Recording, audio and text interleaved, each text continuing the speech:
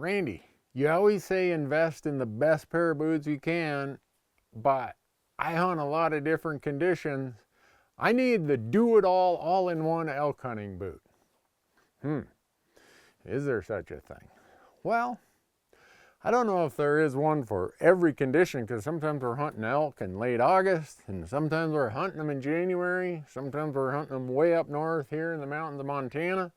Sometimes we're hunting them down in the almost desert country of Arizona and New Mexico. So I thought I'd show what the options are here, discuss what you need to probably consider, and maybe put that in the context of the conditions you're likely to encounter, and give you some thoughts and ideas that will hopefully help you make a decision that works for you, the place that you do most of your hunting.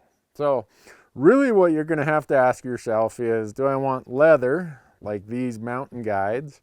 Do I want a synthetic, kind of something like this, or here these Bridger hikers? Do I want insulated, like here is an insulated, has a felt pack liner? Do I want uninsulated? Do I want the full height? Do I want a lower height? Or do I want a mid height? Well, that depends on a lot of things. Like I said, the conditions you're likely to encounter are probably going to be rougher terrain, which is going to get to some of the points I'm going to make. In the northern latitudes, you're probably going to be hunting in colder weather, probably with snow, at least for part of your season. In the southern latitudes and in the early archery seasons, you're probably going to be hunting really warm weather. So you want your feet to breathe, because if they don't breathe, they sweat too much. Sweat and friction and heat create blisters. So let's kind of go through each of those, and I'll give you my thoughts about each of the comparisons of this versus that. So when I start with leather versus, say, a synthetic or a fabric type boot, these are going to be much cooler, right? It's just how they're made. This is an early season boot. They usually don't come in full length, so you're gonna give up a little bit of support by going with a synthetic. A full leather, you can get them in non-insulated, which these are. They're going to be heavier, but the trade-off is you're going to have more weatherproofing, especially if you wax these up good. You're going to be able to get a taller boot that's probably going to give you a little bit more support, but they are going to be warmer. So in early season, you might be willing to give up a little bit of support for the breathability and the coolness and moisture transfer that comes with a fabric type boot.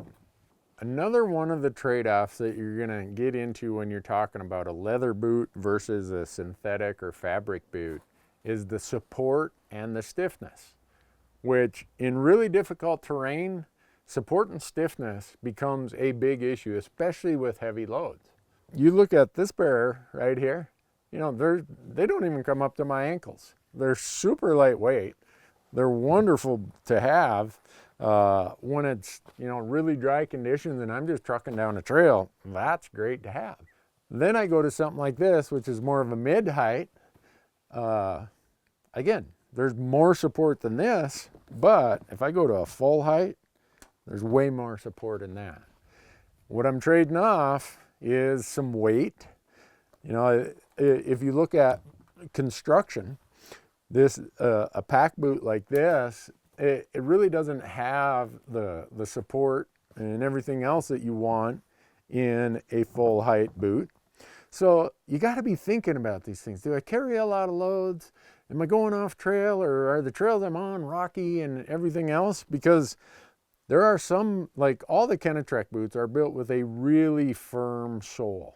Whatever you want to call it, the base, the footprint, all of these are built to be a pretty stiff boot, which I prefer. And the reason I prefer that is when I start putting a heavy load on, I start putting lots of miles on one of these. I mean, you look after 3 seasons, this boot has really, really been through it. But it still provides great support all the way up past my ankle but also great support in that it still is not a boot that will collapse. So when I'm walking on sharp rocks or uneven terrain, it gives a ton of support to my feet, my ankles, all the way up.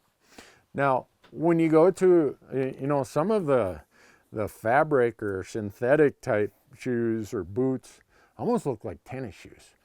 They have far less support than just this mid-height Kenetrek. It's harder to make that sole and that base as stiff as you need it to be. So there's a lot of reasons why you might pick one versus the other. But for me, support and strength of that boot and stiffness, which stiffness drives how much support and strength it has, is really, really important. So this is probably the one where I think most elk hunters get a question if they're hunting northern latitudes is, do I want insulated or uninsulated? Well, I usually go with uninsulated. You can get uninsulated, most boot companies like Kenetrek, you can get 400 grams of insulation or 1,000. It depends on the conditions, the activity level. Are you someone who hikes a lot? Well, your feet are going to be moving and a lot of circulation. Whereas if you just sit in glass, well, that's not a lot of movement, so you're not going to have a lot of circulation. So you got to be thinking about that.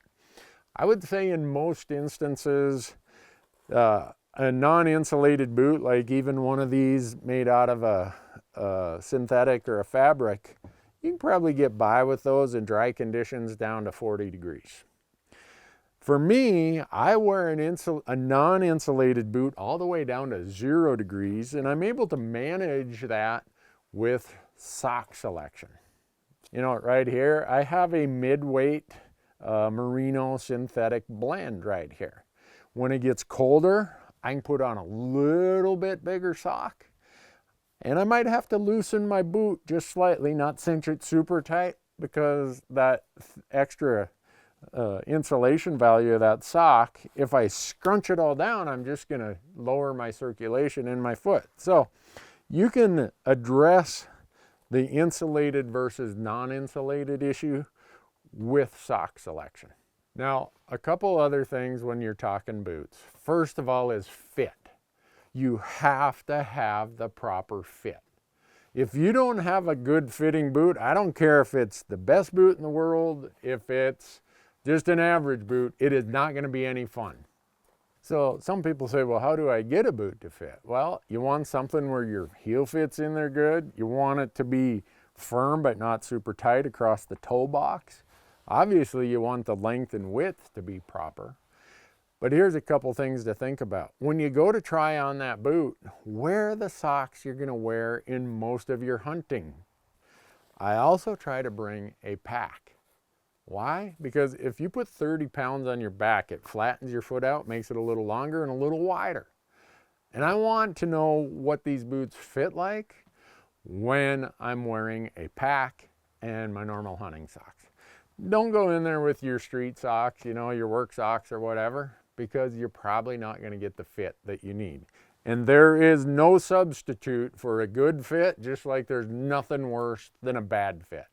So elk hunting very often occurs, like here, there's snow on the ground. It might be wet grass from dew or rain or whatever.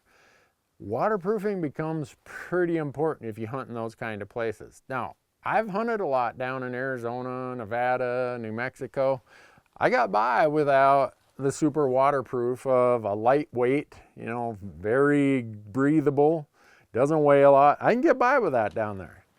But if you're going to be hunting mostly alpine conditions or some of the northern latitudes, we're talking waterproofing requirements from snow and other moisture of rain or dew on the grass.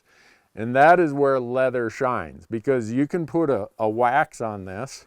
You can see I got done with some hunts and I haven't waxed these up I think I've been on 2 hunts without waxing them up. I try to wax them up after every hunt, but leather, it isn't completely waterproof, but it is really water resistant if you treat them properly with the wax treatments like we have with Kenetrek. So what's the summary of all this? Well, I can't tell you what boot to buy because you might have a different hunting style than I do, or you might only hunt early seasons. But a lot of you, going back to the original question of the video, what's one boot that fits as many situations, as many seasons, as many circumstances as possible? And you see, I have every boot available to me, and I love them all. But I'm talking about you who is only going to buy one really high quality pair of boots. And if I had to do that, it would be a non-insulated pair of leather boots. In this case, these are Kenetrek Mountain Guides. They're very stiff. They hold up forever. Yeah, I'm going to be a little bit warmer in those in September than I would be here. But come October, come November, I'm going to be really, really warm. And if the weather gets really crappy, I'm going to be able to endure it all. And when I go out, I plan on shooting an elk. And that's going to come out on my back with a heavy load. So I want the highest level of support I can get, both in terms of stiffness of the sole and the height and ankle protection. And so I have found across all conditions, all latitudes, all elevations, the boot that's going to get you the most out of your dollar, going to cover you in really, I would say is 95% perfect in most conditions, is going to be a non-insulated full-length leather boot.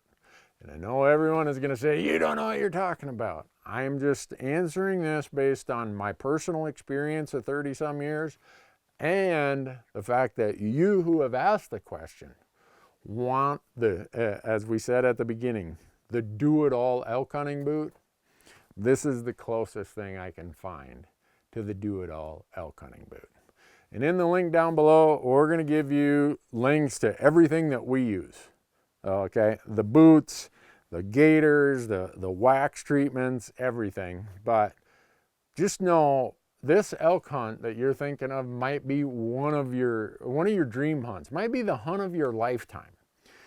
And the worst time to discover that your boots didn't fit properly, they weren't the right boot for that situation, is when you're out there on that hunt of a lifetime. Because nothing ruins a hunt quicker than having an inferior boot.